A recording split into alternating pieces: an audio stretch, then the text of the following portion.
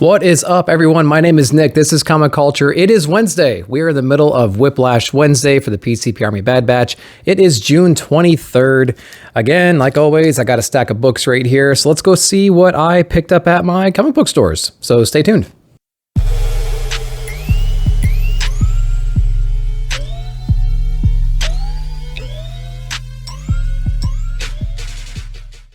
All right, we're back. So Whiplash Wednesday, new comic book day. In the description below, you're going to find links to the PCP Army Bad Batch.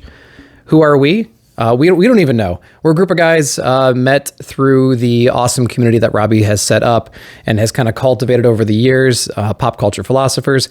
In the description below, you're going to find a ton of links to the other members of the Bad Batch. So go check out their content. They have things coming out all the time. And Wednesday is kind of our day for new comic book release stuff. So check out the links in the description below. Always, I want to give a big shout out to Cadets Toys and Comics for providing a lot of these books for me this week. All their information is going to be in the description as well. So if you're in the Spring Hill, Tennessee area, please go by their shop and check them out. All right. So what did we get? We only got one Marvel book, guys. This is Heroes Return #1. So our Squadron Supreme team is actually meeting our Avenger team in the last issue. So now they're going to be meeting, and I'm sure it'll be peaceful, right? It'll be extremely peaceful. They'll sit down. They'll have some shawarma. They'll just hash it out. This will be the end of it, and we'll never have to talk about this book again. I'm sure a lot of you would enjoy that, but I've loved this book so far. Heroes Reborn, anyway.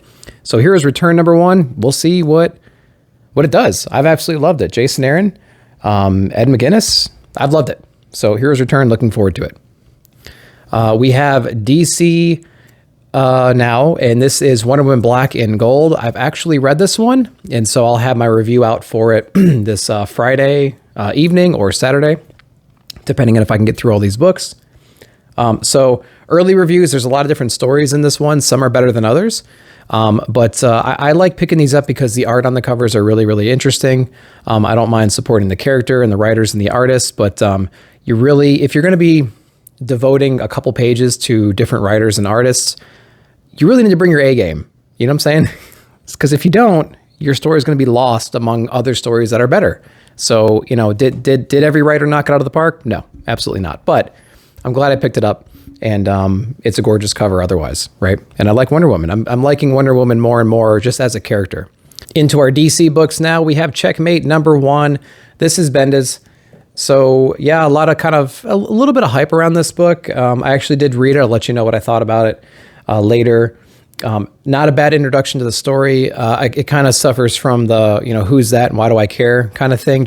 That's just me personally, because I don't have a big, vast knowledge of DC and all of its characters like some of you do. But for new readers that aren't really familiar with a lot of these characters, it's kind of like, okay, so what? So, which is totally fine, because now we get to be introduced into these characters.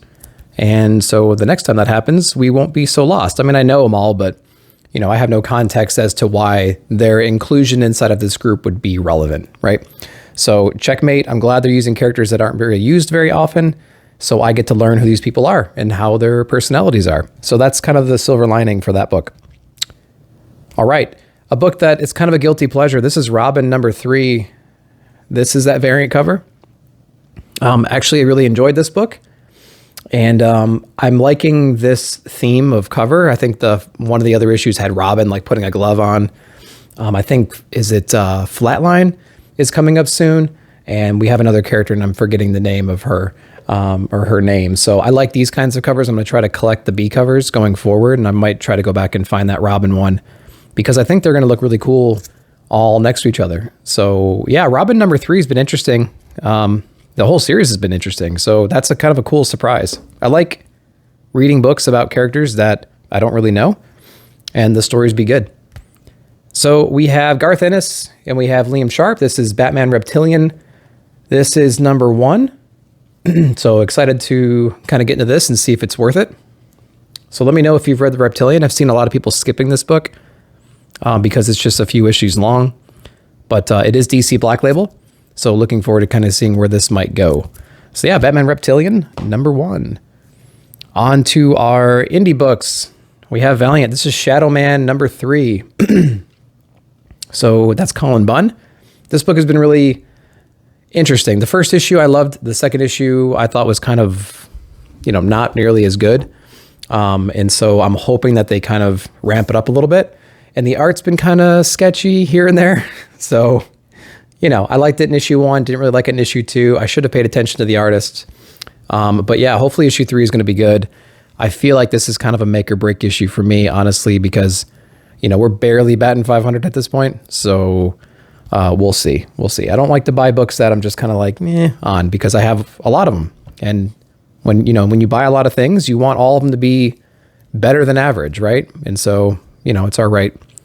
So Something's Killing the Children, Boom Studios. This is that cover A. And then, my God, guys, look at this one. That cover B. This is actually glow in the dark. Our little Erica here glows in the dark, and I believe the teeth do as well. I wonder if I can get some shots of that at some point, and I'll post them on Instagram or something like that. But yeah, Something is Killing the Children. I mean, if you're not on it, I don't know what to tell you at this point. It's just an extremely good story. James Tynion, the fourth. Amazing book. So another number 1 coming out from Image. This is vinyl number 1. This is Wagner and Hilliard.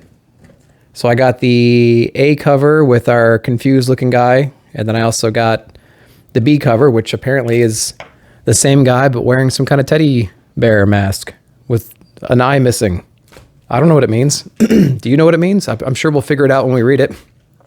But I thought it was pretty funny that he's, got a mask in one and not in the other one. So I went ahead and grabbed them both.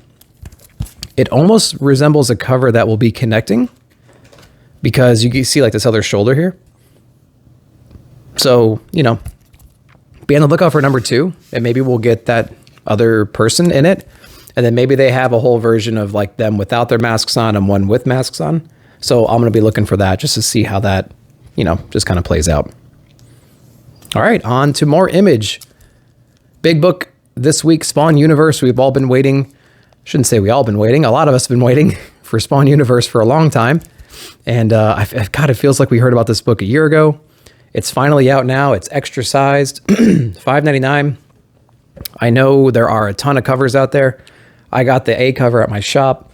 And then I ordered, I think it's 3 or 4 Todd McFarlane covers online 4 months ago when they were on pre-order, and they haven't arrived yet. But I got the A cover at least so I can read it going in. I'm only about 5 issues into Spawn, current one, current issue and backwards. So just to kind of get some context before Spawn Universe came. So we'll see if it was even worth it to read it, or are they going to start, completely new and it didn't really matter what was going on. Who knows? All right. Another book I'm kind of not on the fence about, but I'm glad it's back. But I hope it doesn't have the same kind of trends it had in the first one. This is Homesick Pilots number 6. This is Dan Waters. I really enjoyed the first arc. So what I didn't like was there was a little tiny bit of inconsistency when it came to the storytelling. I felt like some issues were, you would end one issue and then you would start kind of in the middle of a problem in the second issue. And you're like, wait a minute, did I miss an issue? But that was kind of the way to kind of just jump into action. And I appreciated that over time. I just kind of forgot that every issue, and it felt like it happened more and more.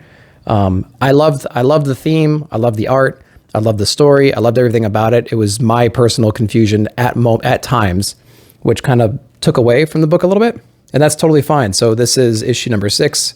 So looking forward to dive back into this world, see what else we're going to be doing in Homesick Pilots. So yeah, Dan Waters, great writer, and yeah, looking forward to it. Okay, a couple different covers here. This is Stray Dogs, number 5. Tony Fleece. So this has been a great book, and Forstner's on this as well, Trish Forstner. So great book. I believe this is the last issue. Love that cover, and then I got the homage cover as well, because that's absolutely amazing. And I was able to get the Silence of the Lambs one for number 1, and I think I picked up a couple other homage covers, so I just wanted to keep the theme going. Got that one as well. I've been loving Stray Dogs. It's been, whenever it comes out, it's probably the best or the second best book of the week, regardless of what else comes out, in my opinion. So the storytelling is great. It really kind of pulls on your heartstrings from like the animation style, because it kind of plays on that nostalgia a little bit. And the storytelling is great. The amount of drama and like suspense and like fear that they can put into that art, into the story from a dog's perspective is astounding. So I really, really am looking forward to number 5. So yeah. And then our last book, indie again, is Shadecraft number 4. I got that variant cover. And I got this one because our main character has like these shadows attacking her in the beginning of the story arc. But now she's kind of learning how to control them. And I thought it was a cool way to show that in this next issue, like her making a shadow puppet on the wall. It's kind of really playing to the fact that she's learning how to master her ability, I think. And so she's kind of created this like elementary, everybody knows how to do that, like create the bird, right? But she's created this like dragon with red eyes. So it'd be kind of funny to see, what else she's capable of. And we saw some pretty good abilities of hers in the previous issue. So yeah, I picked up that one because I thought it was a better representation of her character and where she might be in the story. So yeah, I love that one. So that's what I got. What did you guys pick up? It's New Comic Book Day, guys. Let me know in the description what you got. What books should I have gotten? And did you read any of these? And what did you think? So I'm super excited about all of these books. I'm so glad I got them. Let me know in the comments. And while you're down there, hit that like button, the subscribe button, and ding, ding, ding that notification bell, as Herm would say, for future videos. Thanks again, and we'll see you in the comments.